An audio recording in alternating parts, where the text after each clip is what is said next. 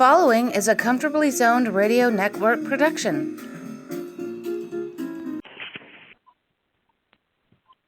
That's what I want to hear. Okay. So are we looking at a 45-minute limit as well on this, or how does that work? Yeah, let's say 45 minutes. I want to ask you guys' opinion to see if you think I should ask him for the extra time, ask him for, part two, or you think that would be just asking for too much, I absolutely think I would love for you to ask that. Now, are you talking about asking him beforehand or asking him when we're done with the first part and say, hey, can you stick around? I mean, what were you thinking? I guess asking him beforehand, because you don't want to embarrass him while he's on. That's true. You're right. He would feel sort of obligated if we ask him while we're recording. Yeah, that's a good point. If you're going to ask him whether he would like to do more than the 45 minutes, I would give him that option ahead of time. Yeah. Okay. That's the way of putting it. Yeah. Okay. I would say. You could even put it like, we're really excited. We have lots of questions, and we're actually, either concerned or, we're wondering if we could fit it in 45 minutes. So if you, would be okay with that, we'd appreciate it, or something like that. Right. Well, let's zero in on 3 questions and have a lot in reserve, So okay. Just in case he does say yes. And, when I ask him and when I hear from him back about it, I will let you guys know, so. Of course. All right. As for, I would like to, what I'm going to do, I'm going to open the show, and I want to tell him how much I enjoyed the book and how much we enjoyed the book. I'm going to tell him that it's the best Ranger book I've read since Jerry Eskenazi's book, A Year on Ice in 1971, and it's right up there with that book.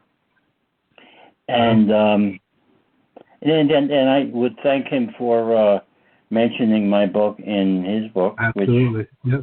Which is a shock. Like that was awesome. No, I have to laugh, George, because when I read it, I thought, way to go, George. Exactly. Exactly. When I read it, I said, holy shit. I had to go back and read it again. Well, what's interesting is I think it was towards the end of the book. So chronologically, you think it would have come up like while he's talking about the late 70s, he would mention the early 70s, but and then all of a sudden, I don't remember what he was talking about, but it was suddenly kind of out of the blue, and I was like, wow, that's really cool. Yeah. And I'm also going to mention that, we have all lived through all these episodes with the Rangers, and his book really filled in a lot of blanks for us. Absolutely. And answered a lot of questions that we may have had through the years, and it helps. It helped to clear up some questions. So that would be my first question, my first comment. So then I would throw it to you guys. So the only thing I would add to that, George, is thanking him for being on the podcast, of course. I mean,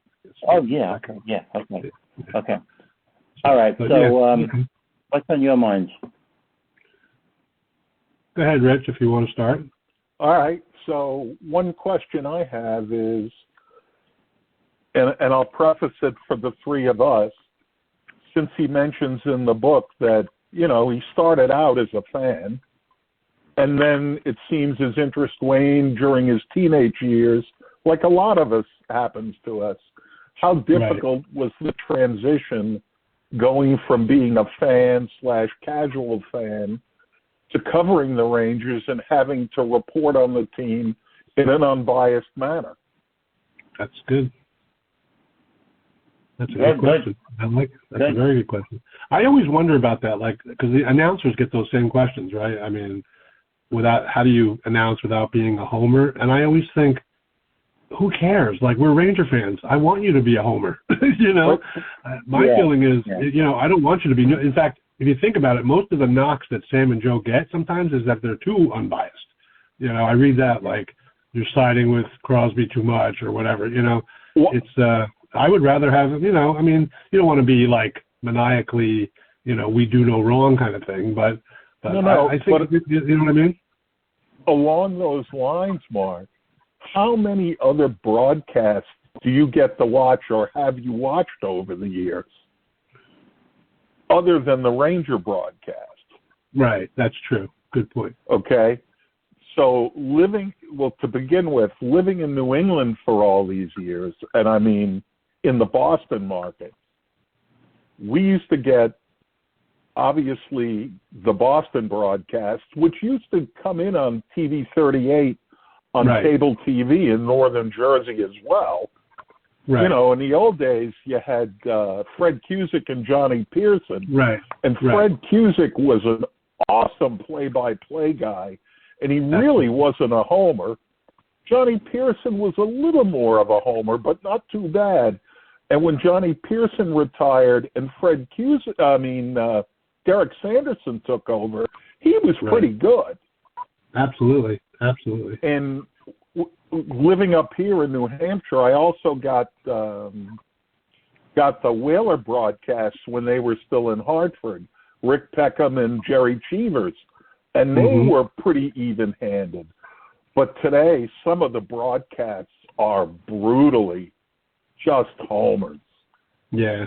Sam and Joe are middle of the pack.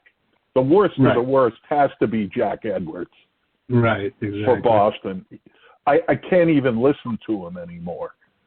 Yeah, I think it comes out. The biggest time it comes out is when there's like a dirty play or a hit, and whether it was clean or not, and or either that or the video reviews. How many times is Joe like, oh, that's definitely not a goal, or that's definitely a goal, and is wrong. But it's good that you mentioned Boston, because probably my most common or most familiar non-Ranger broadcast is with the Bruins. My ex-wife, so far, I was married for 20 years to a Bruin fan, so I watched Greg Cusick and Derek, and she loved Derek, and he was good. He was sort of like, he kind of was like Esposito for the Rangers. Yep. He reminded me of him, like very passionate about his team because he played for them.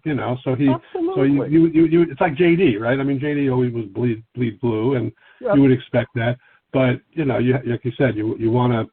You don't want to just be suddenly like, oh, that's ridiculous, or he's, this, if it's too informal, like you're sitting in the stands just venting, then it becomes very different from a broadcast. And to be fair, Andy Brickley is pretty even-handed for the Bruins now as the color guy. He's not too bad. Right. He's along the lines of Joe Micheletti. Right. Okay. Right. He's not too bad, but some of the others are brutal. Some of the Pittsburgh guys are just, God, Bob Erie. Right. Anyway. We should get back to the Rick book. We could talk about this forever. Sure. So that's a good question, though. That's a really good question, though, to get from, how he transitioned. And because when you first mentioned having Carp on the show, George, I shot out a few questions that I just thought were kind of, I hadn't read the book yet, obviously, but I was like, what would I ask a former reporter about writing a book? Some of them I'm actually considering using, because even after reading the book, it's like, still a question I'd want to know. But they were along the lines of what you said, well, I had one like, what were your toughest interviews? He mentioned that Graves is not only his favorite player, but also his, favorite player to cover as far as a reporter. Yep. Right. But I was interested, like, not only who was a tough interviewer, who was a tough get, but as a reporter, what do you do to try to make it easier or make like lemonade out of lemons? Like, how do you can't just be like, oh well, this guy, like let's say like Igor or Brad, who necessarily didn't always historically offer up interviews. How do you warm up to them, or how do you get them to warm up to you? To give interviews, because these are guys that people want to hear from. So, you know what I mean? So is there a strategy that he used? Or that's a good one, too. That's a good question, yeah. Thanks. What about you, George? Oh, well, later on in the show, I would like to like to know about the Sather and the Babcock thing, and interesting. Okay. Sather, really being behind firing Gordon and JD, which I kind of thought all along. I didn't know anything about Babcock, but right. I would like to know about that. And so somehow, you know what's interesting? You know what's interesting about that is he wrote this book before all the other stuff that came out. That just came out with Babcock. Right? Yeah. So would he write it differently, or what are his thoughts back then when he wrote it, and then what are his thoughts now? Have they changed at all, or that kind of thing? You know what I mean? Yeah. Well, ironically, my second question is something to do with what you suggested, Mark. Right?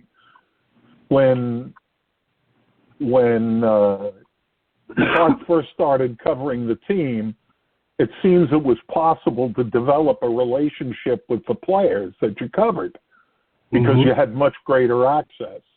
Right. Looking from the outside, everything seems to be much more scripted today.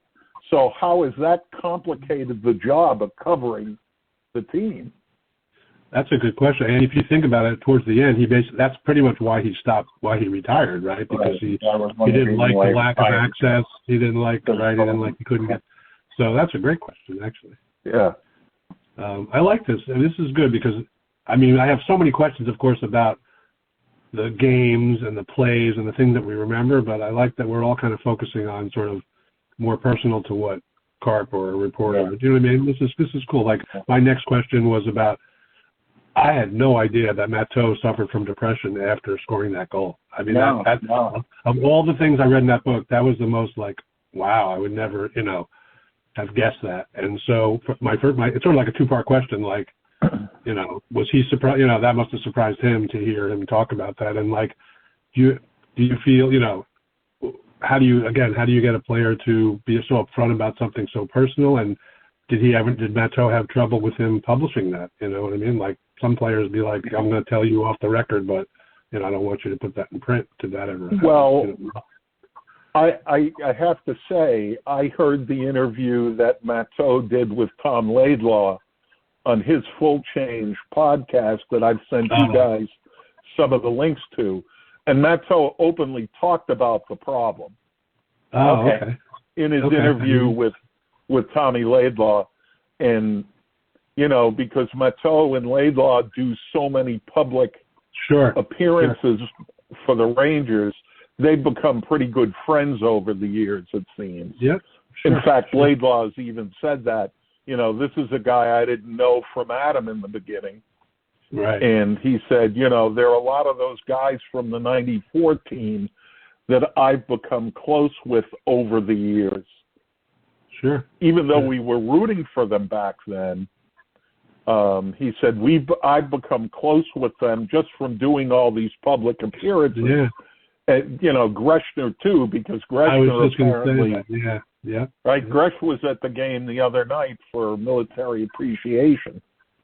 Oh, they showed him on the screen that night. No, I didn't see that. Yeah, you're right. You look at like Stemkowski and all these. You've got guys from different eras suddenly lumped together because they're all alumni, so they're all sort of, seeing each other all the time. Anderson, some of those guys. So that's a really good point. Yeah. So I'm going to watch. Did you actually send us the link to the Matteau interview, or was just Tommy Laidlaw's podcast? I can't remember if I sent you that one or not, but I can find the link for you and send it to you. Okay, because that would be good, just based on my question. If I could see that before next Friday. Absolutely. Yeah, thanks. Absolutely. Thanks. Most of them are just audio. Yeah, he's only recently started doing some video snippets, even though I think they start with Zoom calls or something like that. Right. That's actually better because if I listen to podcasts, I can be like doing the dishes while I'm listening. I like that. I'm just feeling compelled to be watching it on TV or something. Right. So, George, along your Sather question lines, my next question is about Sather, but more with the earlier years with the Rangers. Over the years, Glenn Sather earned the reputation as a really arrogant GM, beginning with his statement that if he had an unlimited budget. SOB. I think you got that wrong. It's not arrogant GM, it's arrogant SOB. Okay, an arrogant SOB, like Neil Smith, if he had the budget like Neil Smith did with the pre-salary cap Rangers, he'd win the salary cap every year, win the cup every year. Well, then the Rangers and James Dolan hired him. He had the budget, yet his teams didn't make the playoffs for 7 straight seasons. Exactly. So Sather in New York has always took the high-risk reward gambles acquiring or signing players like Bure, Fleury, Lindros, LaFontaine, and others. Right. Yet Sather also has the reputation as a guy who will quietly help players and former players who are in need, like Fleury, etc. Right. So which Glenn Sather is the real Glenn Sather? It sounds like the Glenn Sather as a person is a good guy. As a businessman, not very smart. I mean, you can count that way. Right.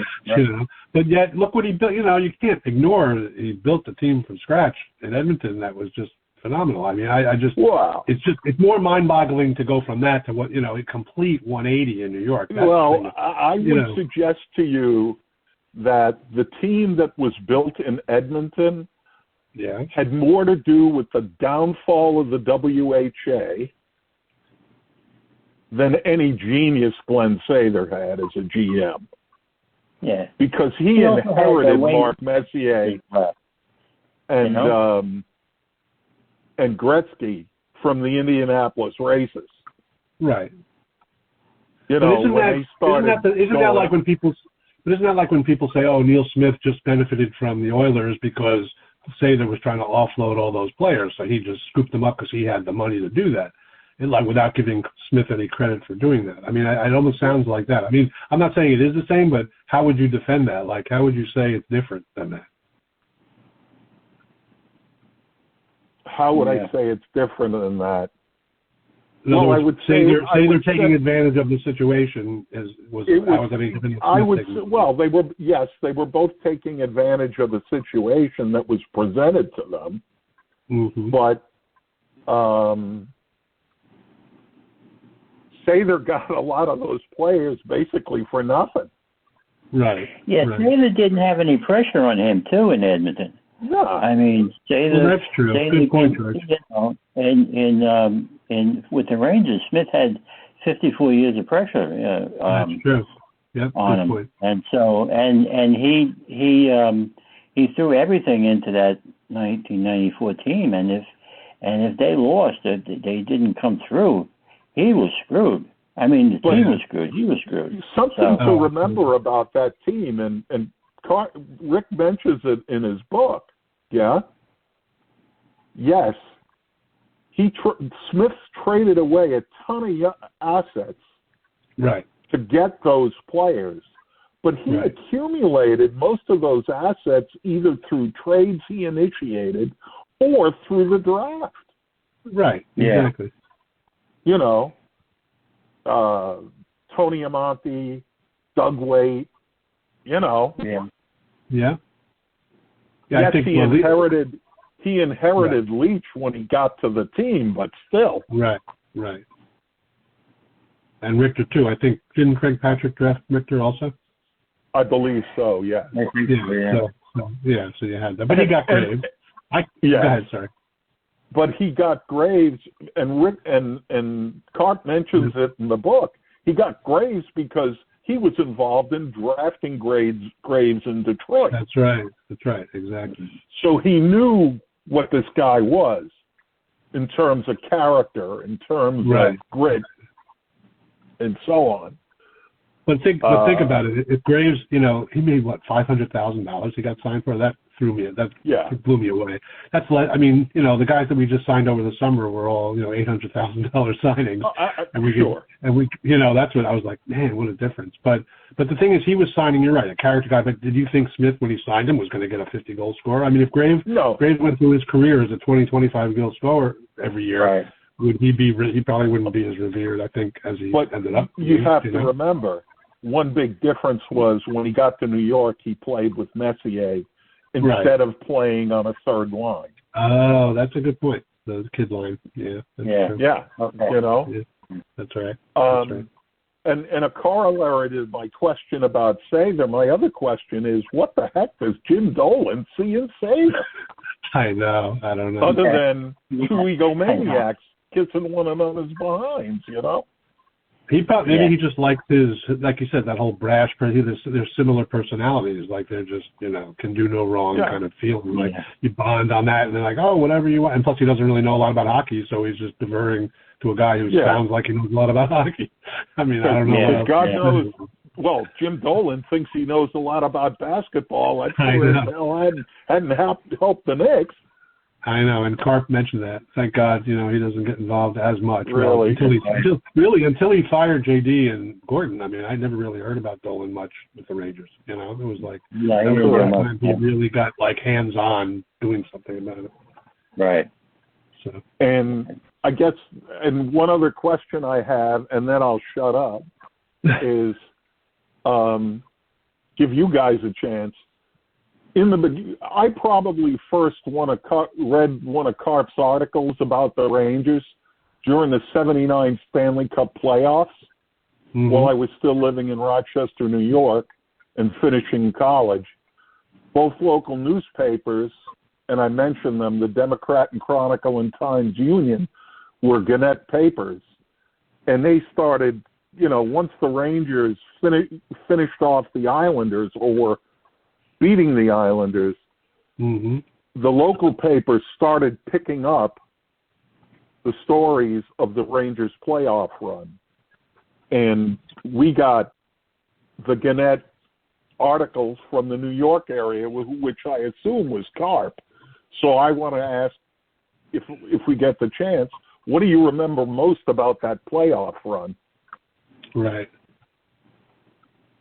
Okay. Anyway. That's good. Good question. All right. So let me give you guys a chance now. Yeah. Do you have any other questions, George? Or? Well, the thing that interested me a lot in the book was when he would talk about journalism and covering the games and getting to and from the games. I mean, we all think that being a sports writer is such a glamorous job. But, they got to get to and from the games. And Karp had a couple car accidents, and he had a couple of incidents where he was locked out of the arena, and he almost, in the snow. And, I'm just wondering, what kind of camaraderie some of the sports writers have with one another. Do they all like each other? Is there any that they don't like?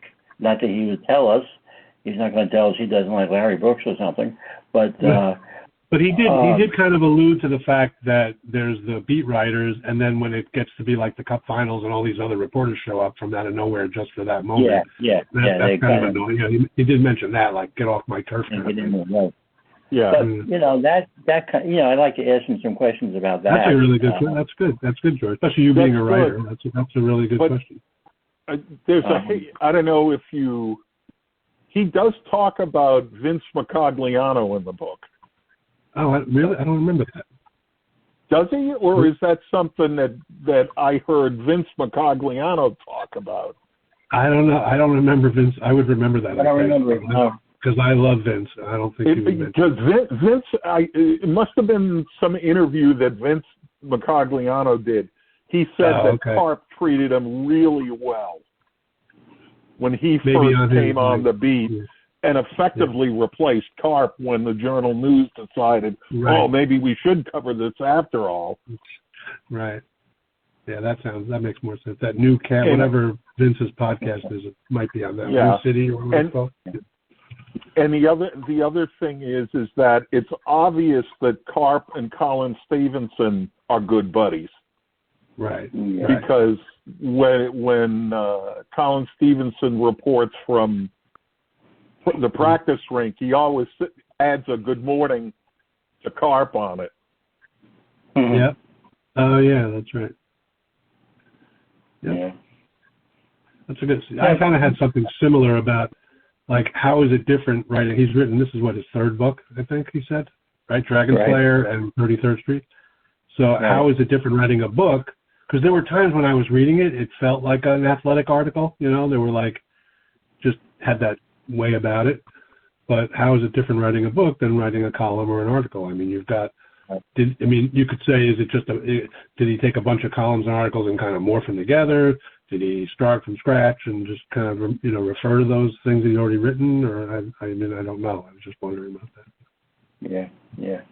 And I'd like to ask him, are there any other books on their way? Does he have plans absolutely. to write anything else, So it was great. Now I have actually, this is where, Pat, you want to say something, Rich? Or? No, go ahead. Carp, any idea how old Carp is? I think he's in his 50s, maybe upper 50s, low 60s would be my guess. Nah, I think he's closer to my age. Oh yeah. Because I'm 67. I think he's closer to my age because of what he said when he started out, and about how I think he said he was in his early 20s. Okay. Oh yeah, and I think he said he started 78. Yeah. So and he and I are like within a year of one another, I suspect. Okay. That would be easy to find out. I could find that out easily. Exactly how old he is. And the fact of the matter is that again, when he left the Athletic, he retired. I see what you're. So he's probably over 65 at that point. You would say he probably was really close to 65. Yeah, that's true. That's true. Good point. So what I was going to say was, I actually have. I have those questions that we talked about, and then I have all these just either quotes, like excerpts from the book that either made me laugh or just. I wasn't sure how to work these into the conversation, but it was sort of like things that I took away. I don't know. I was just going to read them off to you guys and let you know, if they spark any, thoughts or whatever. Yep. But first of all, when both Ron Duguay and Hedberg talked about how Shiro was very accepting of them, like, there was a lot written about Herb Brooks not liking the stuff that Duguay was doing off the ice, right? And yet Shiro had no problem with it, said, as long as you're performing, whatever. And then Hedberg talking about how, despite being a European player and Shiro coming from the Broad Street Bullies, he accepted me, for what I was. And it was like a side of Shiro that I've never, you don't get when you think about how he coached. I thought that was really cool. Right. JD getting shocked in the tub. Did you remember that part? Yeah. I never heard that before. I was like, oh my God. Yeah. Yeah. So there was that. I was going to ask him some other backup questions I had were like, you guys ever watch Michael Kay's Center Stage? Yeah, sometimes. And sometimes he'll say, if you could have a mulligan or a do-over in your career, what would it be? I was going to steal that from him and say, if you could do anything differently, what would you have done differently? Is there any unique moment, 94 moment, other than the ones that most everybody chooses as their favorite moment, something unique to him? Now, be honest, Rick, was there ever a time you wished you were covering a different team? I don't know if I'm going to ask him that on the air, but I did think about that. Well, along the center stage thing, who would you want in your foxhole? Oh yeah, that's right. Yeah. That's a Michael Kay question. That's one of my favorite because, Messier was on the show, and when he was asked that question, he said Brian Leach. And then I went to the taping when Leach was on the show, and I met Leach outside, and Leach picked his brother. He picked his own brother. And I told Brian, I asked Brian, I said, did you realize that Mark picked you? I was waiting for you to pick Mark. He goes, well, my brother was a chaplain and an army, kind of had you covered in both, depending on what happened, he would have you covered either way or something like that. Yeah. And he goes, Mark knows my brother. He would have picked him too, or kind of thing. It was like, really funny. It was really neat. And then all these quotes that Carp quoted. When Herb Brooks once said about LaRouche, when LaRouche said, should he improve other facets of his game besides scoring? He said that's like Rembrandt asking to paint my garage. that was awesome. I was like, these are great. Scotty Bowman, hockey is the only sport where the worse you do, the more vacation you get. Yep. That was good. And then Bob Probert. I think Rick also alluded to the quote that I've heard attributed to several players who played for Bowman in Montreal. Oh, yeah, I know which one, yeah. And I think he attributed it to Steve Shutt, that 364 days out of the year you hate Bowman's guts, right. And on the 365th you win the Stanley Cup. Right, exactly. Or what was the other one? And Bob Probert's mother was scolding Bob and Kosar when they fought each other. I was like, this is great stuff. Smith, Smith and Neil Smith. If we win the cup and Keenan leaves, it'll be like winning 2 cups. Like, that's awesome. And the other one I have to ask him would want to ask him is, Smith promised to say that if he would kiss Messier's ass in Macy's window if we won. Like, did he ever do that? I mean, that was like some awesome quotes. I was like, this is hilarious. Yeah. And then just kind of more serious stuff, like, if you think about it, Keenan went over Smith how many times to Gurkowski, like to get Larmer and all these, and yet Smith never fired him. Meanwhile, Espo fired Bergeron for doing the exact same thing. And I always thought that was interesting. But, of course, it was a different, Smith probably thinking, we're a lot closer to a cup than maybe Espo was thinking. But yeah, sure. I thought that was kind of when I was reading that. What else did I think about? The Mustard Cup that's in London before the the '94 season. That was Keenan's idea. I thought the NHL set that up. I didn't know that was his idea. At least that's what he said. Yeah, me either. And just more like technical. The skating, the blades of the Leach's blades got a much deeper hollow than Messier as far as skating. He said he once tried to use like Messier's design, and he just kept slipping. And here's a point. Have you seen all the tweets about whether or not Chris Kreider is worthy of getting his jersey retired? Have you been reading any of those? No. There are a lot of people on Twitter, at least that I'm friends with, are always like, it comes out as a question. Do you think he's worthy? A lot of people say on the fence, but if he wins a cup, definitely, or yes for sure, or whatever. But because I only mention that because in the book, Karp says, think about all the players whose jersey would and wouldn't be in the rafters if we didn't win in '94. Like Leach probably is in no matter what, or up there in no matter what. But Graves maybe not. Richter maybe not. I don't know. That kind of thing. I thought that was an interesting point. Yeah. And then all his talk about 9/11. When he was, they could see the smoke rising over the towers a week later. I mean, they were flying. It never occurred to me that they were in like a charter plane. Well, not him, but the players. When I read, go ahead. Sorry. No. I'm sorry. Go ahead. I was just going to say, what was it like flying right after 9/11? And it said something about the team actually offered to have him go on the charter plane, and he said it would be a conflict of interest. And I was curious about that. Is that they think he'd be too biased? Is that what they meant? Like if he's flying with the team, that he's going to write a biased article that way?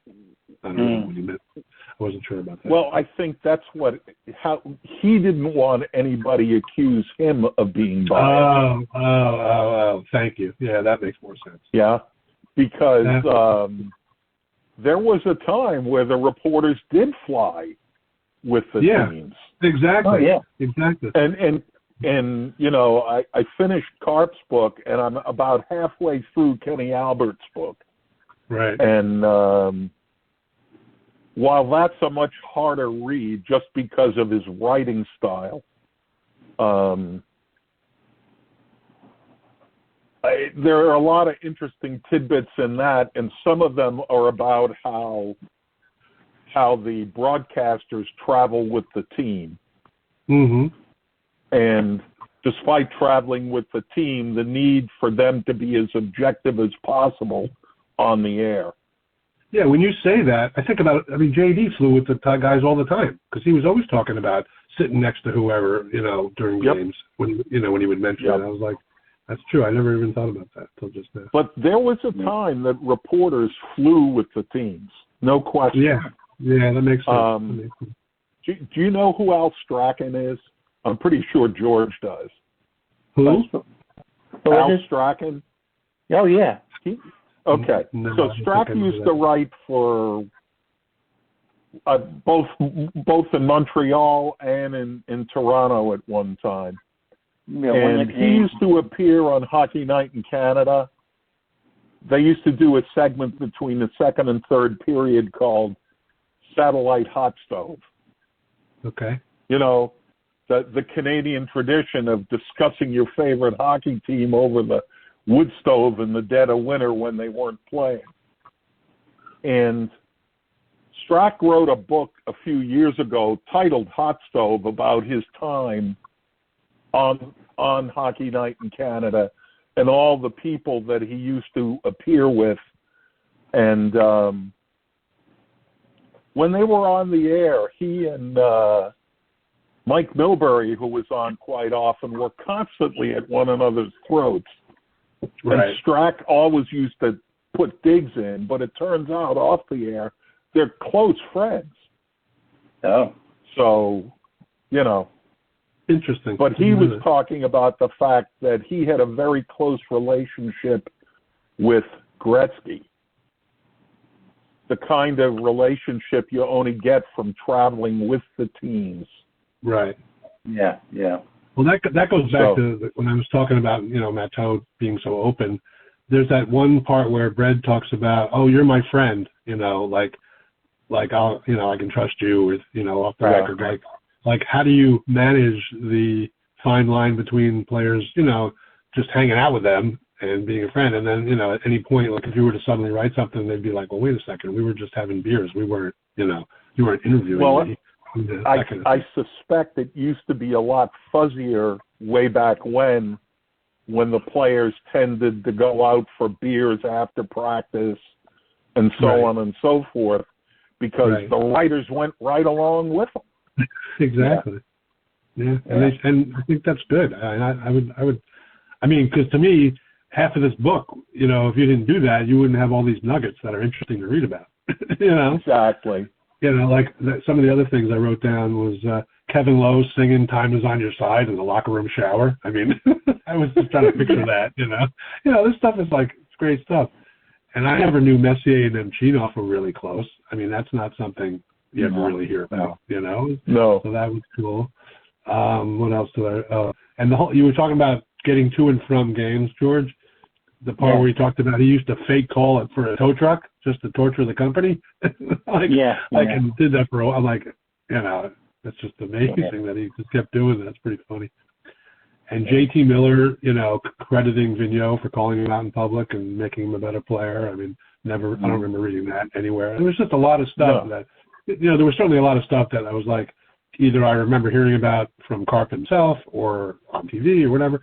And then there was all this stuff like, I swear I've never heard any of this, and it's just great to learn, Yeah. Yep. So. What about the Barry Beck coming out of the shower with cowboy boots on and singing a song? Exactly. Just picture that. I know. And you were talking about Sather. One other thing about Sather that I thought is he actually tried to convince Jeff Gorton to re-sign Zuccarello, which I thought was like, I would never. That was like, wow, that actually was good. That's something that unfortunately we didn't do that. I mean, I can't believe it feels like it's been eons since he's been on the Rangers, but I guess I can't remember what year he signed with Minnesota, but it's just tough still to watch him on the Wild, to be honest. But as far as 1994 is concerned, again, I'd like to ask Karp which one of the Rangers he was the most happy for about winning the Cup.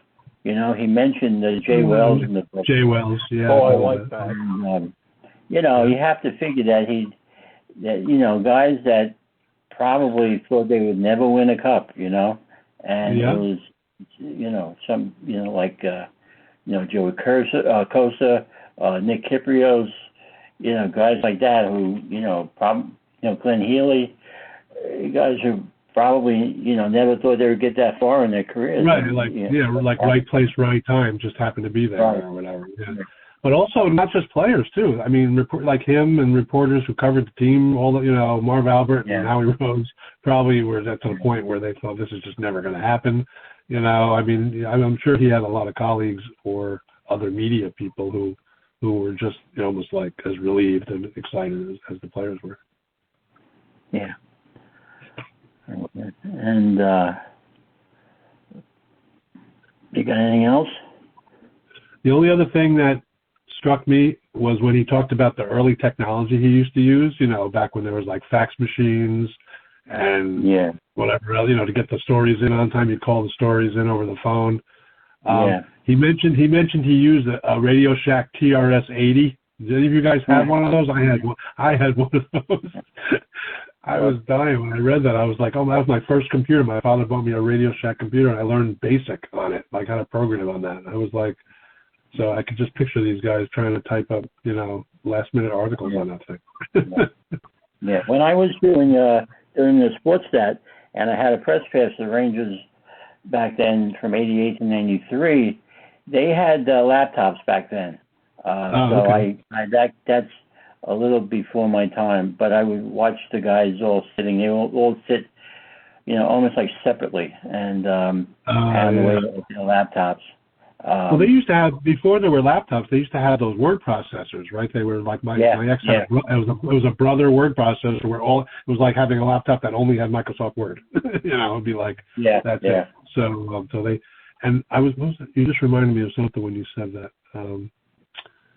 Just the other comment was, there's times where he mentioned when the down years, like when Gretzky was surrounded by a lot of, journeyman players, like, he mentioned a bunch of names, obscure Rangers that we know, but, didn't amount to anything, like two players. And then after it, he was like, ugh, like, what a crappy lineup this must have been like. Do any of those players ever get upset about when you write that kind of stuff? Do you know what I mean? I mean, they're still professional hockey players, and but it'd be like saying, like, I don't know, Joe Patterson and some of those guys, some of these guys who were in and out really quick or didn't make an impact. And then it's hard, because I mean, it's true that they weren't that contributing, but it's sort of like if someone came in and just started bad mouthing everybody in where you worked, anybody, whether they're the star workers or not, it'd be like they still work here. So. Well, how did you get a press pass, George? When you started out, I mean, what kind of credentials did you use to get a press pass? I was sending issues to Neil Smith and Barry Watkins, the Ranger PR guy, every issue that you guys, they got.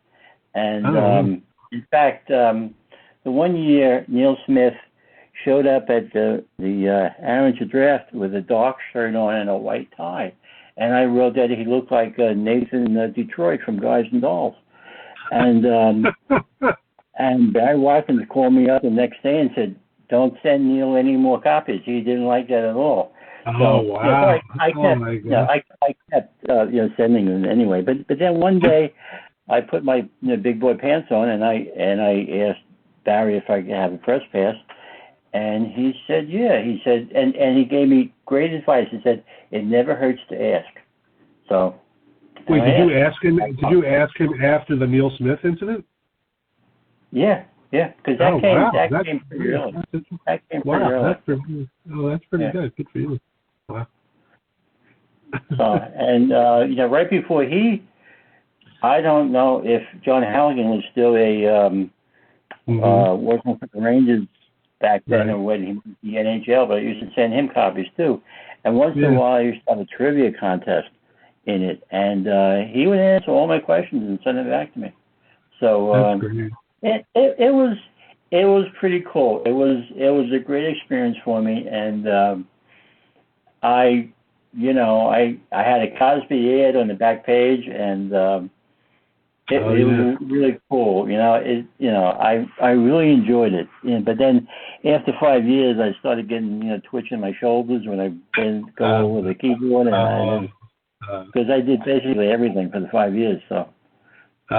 I wish I kept. I know you have copies. I wish I kept so much stuff from grammar school that I still have, but I don't have any copies of that. It would be so cool to just have at least one copy of that. Yeah. So. No, that's right. You don't have to. No. I want to frame it and put it on my wall with all my other stuff. No, I've looked through some of them and I said, "Oh man, I'm glad there's no copies of this laying around." So it was great. It was great. I loved it. But some of them were good. Towards the end, they were good. I had breakfast with Eddie Jockman once, and it was a good experience. It really opened my eyes to everything, to the working relationship between the Rangers and the press, and I got to, having the press pass, I got to rub elbows with my heroes because all the guys on the ice were my heroes too, but the guys who wrote about it, Frank Brown, Walt McPeak. That's what I was just thinking. I was just thinking of that. Yeah. Mark Everson, those guys. Carp, that's when I met Carp the first time, and that's cool. To be there in the same room and to watch them work and hear them talk, and it was great. That's pretty cool. I wouldn't have given it for anything. So I didn't make any money on it. I think it basically paid for itself. But yeah, exactly. Yeah. I remember I went to a game once and there were students, interns out in the hallway at MSG handing out, season subscriptions or whatever. I'm like, how do you get this job? Like, I would do this job for nothing. I'm sure that, and actually, if they're interns, they probably were doing it for nothing. But I was just going to say, the interns probably are doing it for nothing, or next to nothing. But I mean, that's just unbelievable. Like, even like, I'll be one of the Zamboni drivers or whatever. It's like to just be inside that building when things are happening that are like, that everybody remembers. It's just amazing. Well, I think I told this story before. Back in the days of the old guard, and they didn't have the Zamboni. They had the guys with the shovels and the wheelbarrows. Right. And the barrels. And that was my first job aspiration. When I was like 10 years old, I wanted to push that water barrel around. That was what I wanted to do. Well, if I see that job on Indeed, I'll let you know. Oh, thanks. Okay. That's hilarious. Oh my God. Yeah. And as far as going back to Carp a minute, I want to thank him for publishing some of my Retro Rangers columns in his Ranger Report blog over the summer, because he helped put me on the map. So I'd like to thank him for that. See if he remembers that. And so, because he really did. I mean, one day I wrote I posted a story about Win Elliott, who was the old Ranger broadcaster, and all of a sudden, the reader part of the screen had a response from one of Win's sons, Oh, and wow. I said, "Oh man, I'm not writing in a vacuum anymore. People are reading my stuff." So that's pretty cool. That's cool. Yeah. So I want to thank him for that, because and he's been there a couple of times for me where I've had a question and he answered it for me. Like, I wanted to know about Brian Trottier's handwritten. Oh yeah, 95 pages. Exactly. Was it really 90-something pages? Yeah, exactly. I know, that's crazy. Yeah. Well, I have a feeling I can't promise you anything, but I can almost guarantee that there is going to be some Honeymooner reference during this interview, because Carp and I are always exchanging lines from the show. Okay. So I thought that, and he did make one. He made one reference to it in the book, which was kind of cool. So. That's good. All right. I think we're good. I think we're. Yeah. This was a good idea to kind of chat about it beforehand. Yeah. So, after I open the show, you guys decide who's going to go next. So, that's up to you guys. And, which questions you're going to ask, and then Mark or Richard, Mark, and then I would go, and then we do the rotation thing, and then Mark, you can go next. I don't mind. Okay, thank you. But I think I also think it's nice, like to kind of, that should be sort of the overall, I guess, goal or the format. But I think even the way we just kind of conducted this, where once we ask a question, if Carp says something, and then Rich, you want to do a follow, what I mean, it should still be a roundtable kind of conversation. What I mean? Otherwise, it'll seem like three separate interviews. I don't think we want that, obviously. Yeah. I'm gonna actually right before this, I sent Carp the log-on information for the show next week. When he gets back to me, I will ask him about if he wants to hang around for another show, because I think we're going to need it. So. Yeah, I do too. That would be great. Okay, sounds good. And what I'll do is, guys, I'll send you the link. It's to the entire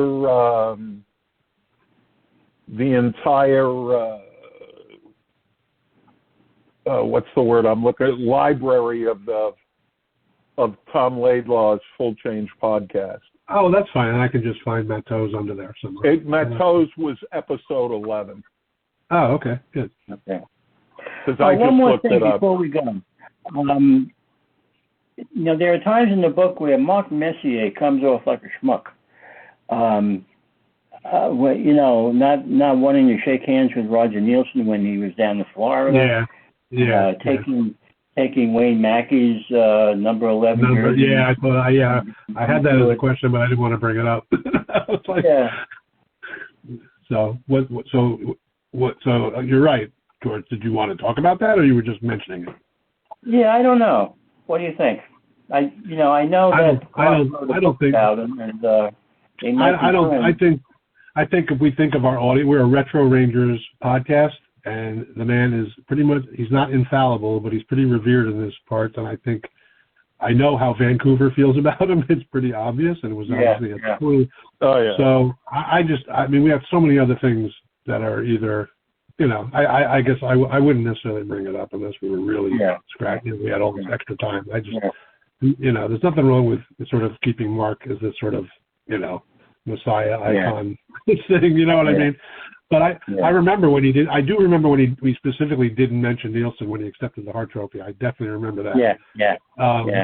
But that's a little different than sort of like the absence of something is sometimes different than if he never actually said anything that you could at least hear in New York that I remember. But a lot of times sort of actions of not doing something or doing those. But I don't know. My preference. I did think about it because I did write that down, but I don't think that would be like bottom of my list. So. Yeah. All right. Just okay. Want to throw it in? Okay. No, that's good.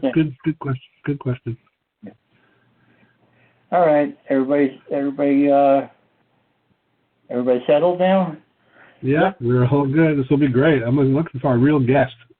Like a real person coming on. Well, that's why I wanted to do this, because I didn't want to be, to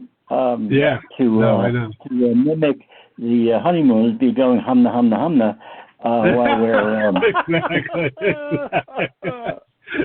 I think he would appreciate that if we did that. So. But speaking of which, I know we kind of kidded about it, but have you thought about maybe asking Kenny to be on our show too? I think he's trying to sell a book. I would think he'd want, to be on. Yeah, I'll email him. He's much more busy than Club is right now. Of course. So, but I'm sure that I'm sure, if we can accommodate his schedule. He might want to do it during the day or something, or on a weekend. Oh, that's fine. Maybe do it. Maybe after we meet with Carp, and you say, "Oh, we just had Rick Carpinello," and use that as sort of a plug, or whatever, as opposed to asking before that. Yeah. Hook. Because then he can call Rick and find out, how we are. Yeah. So, it would be great. He was great, obviously. And I meant what I said. We could, even if Kenny's not on the show, we could have a whole thing. I could, talking about. When I met him in Ridgewood and all that. We could, or just devote half of one of our regular shows to that. that's just never, the excitement and the thrill of that is never going to fade for me. That's for sure. Well, talking about having a Ranger press pass, I once peed next to Marv Albert. So next to who? Marv Albert. Oh, oh my God! In the men's room, Marv comes next to me. So. Oh my God! And I thought some of the things I said to Kenny were TMI. God, I hope you don't say that. And he's lucky I didn't turn around and say, "Hey, you're Marv Albert," and pee on his leg. Oh my God! Yeah, exactly. Yeah, exactly. I think there's an actor. Somebody once said that, like Harrison Ford or something, like don't turn to ask for an autograph or something. Yeah, that's a Wayne. That's an old John Wayne joke. He comes out of the bathroom. John Wayne. His leg wet down the slide, and the guy next to him turns around, "Hey, you're John Wayne." Oh my God, that's funny. Alrighty. So, that's the story. Okay. That's okay. On that note, right? On that note, yeah. Can't get any better than that. Okay. Exactly. All right, guys. Keep in touch. Take care. If anything changes, I'll let you know. You let me know, and we'll see what happens. Okay. All right. Sounds good. Okay. Looking forward to it. It'll be great. All right. Take care. Talk to you soon. All right. Yep. Bye-bye. Take now. it easy. Bye, George. Thanks, guys.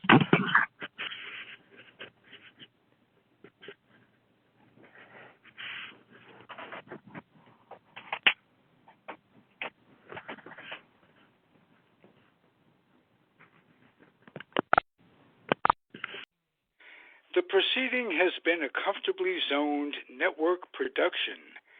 You are advised to keep your dreams wet, your humor dry, your children and grandchildren out of military recruiting offices, and off the laps of clerics who wear dresses.